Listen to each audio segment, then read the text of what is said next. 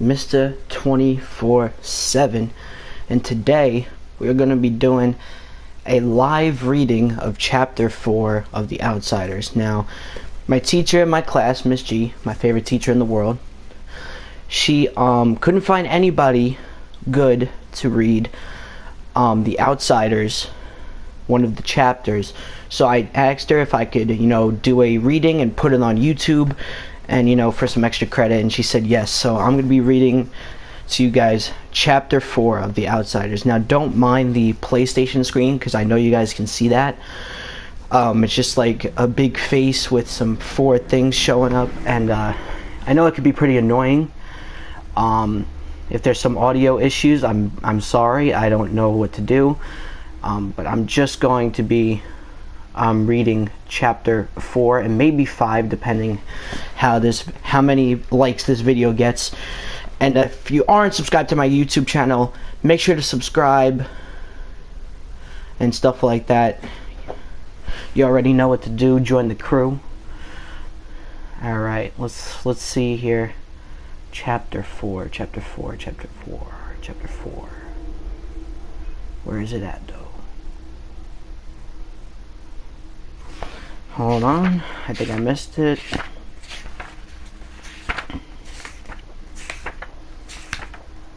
Alright, Chapter 4. Here we go. The park was about 2 blocks square, with a fountain in the middle and a small swimming pool for the little kids. The pool was empty now in the fall, but the fountain was going merrily. Tall elm trees made the park shadowy and dark, and it would have been a good hangout, but we preferred our vacant lot and the shepherd outfit like the alleys down by the tracks, so the park was left to lovers and little kids. Nobody was around at 2:30 in the morning, and it was a good place to relax and cool off. I couldn't have gotten much cooler without turning into a popsicle. Johnny snapped up his jeans and flipped up the collar. "Ain't you about to freeze to death, pony?" "You ain't a woofin'," I said, rubbing my bare arms between drags on my cigarette. I started to say something about the film of ice developing on the outer edges of the fountain when a sudden blast from a car horn made us both jump. The blue Mustang was circling the park slowly. Johnny swore under his breath, and I muttered, "What do they want? This is our territory. What are the Socias doing this far east?" Johnny shook his head.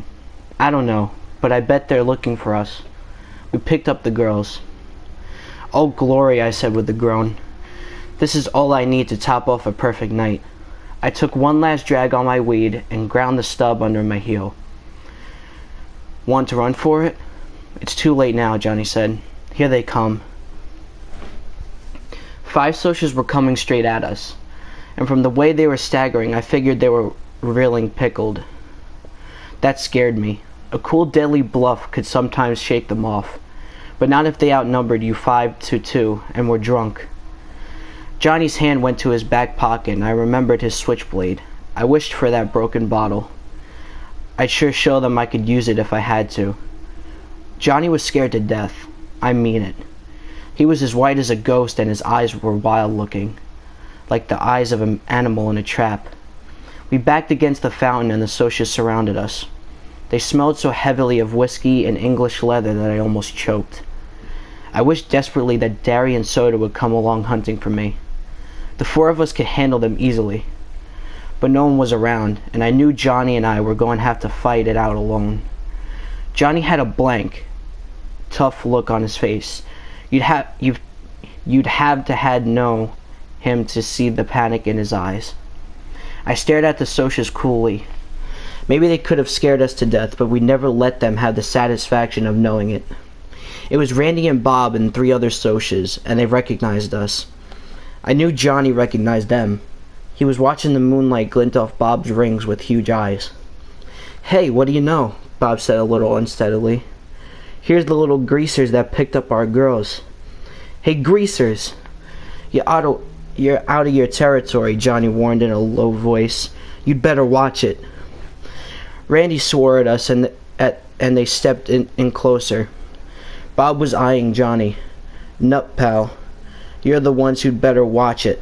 Next time you want a broad, pick up your own kind, Dirt. I was getting mad. I was hating them enough to lose my head. You know what a greaser is? Bob asked. White trash with long hair.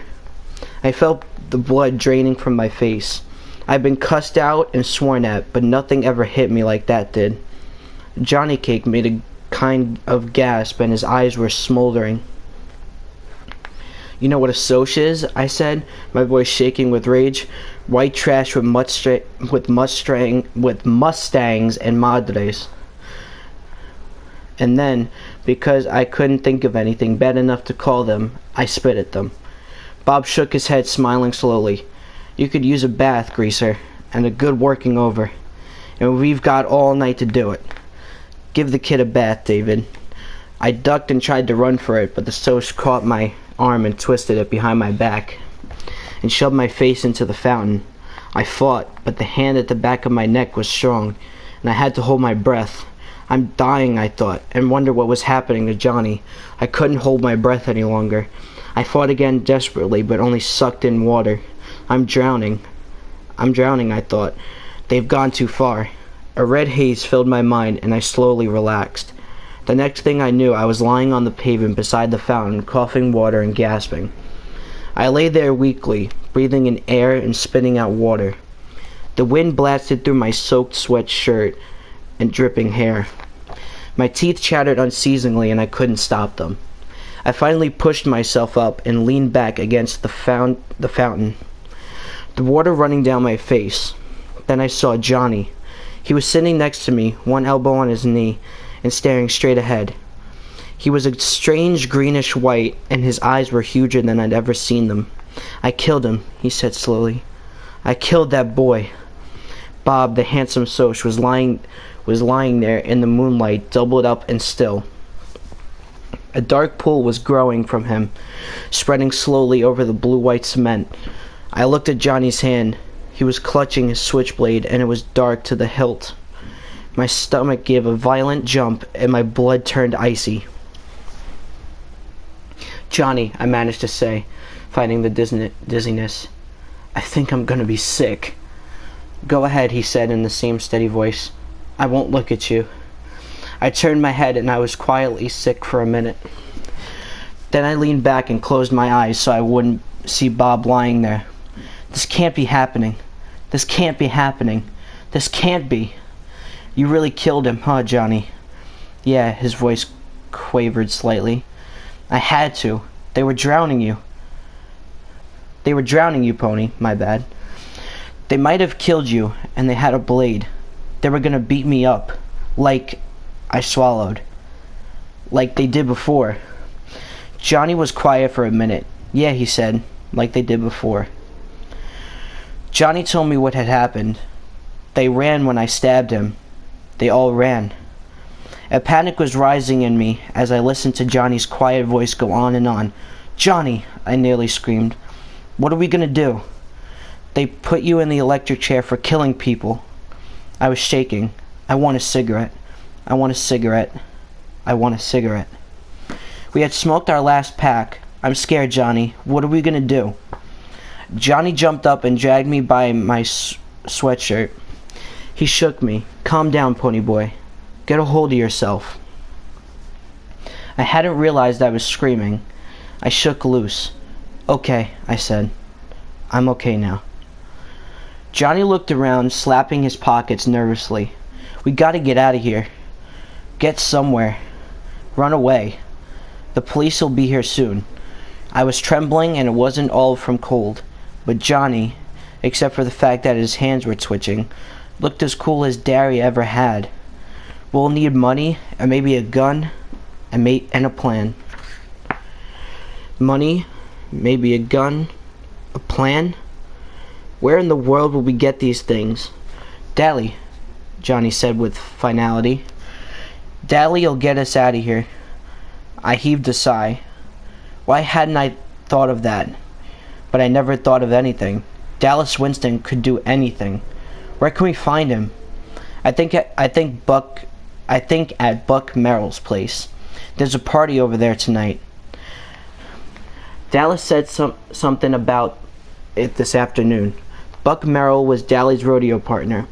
He was the one who'd got Dally the job as a jockey for the Slash J Buck, raised a few quarter horses, and made most of his money on fixed races and a little bootlegging. I was under strict orders from both Derry and Soda not to get within 10 miles of his place, which was dandy with me. I didn't like Buck Merrill. He was a tall, lanky cowboy with blonde hair and buck teeth. Or he used to be bucktooth before he had the front two knocked out in the fight. He was out of it. He dug Hank Williams. How gross can you get? Buck answered the door when we knocked, and a roar of cheap music came with him. The clinking of glasses, loud, rough laughter, and female giggles, and Hank Williams. It scraped on my raw nerves like sandpaper.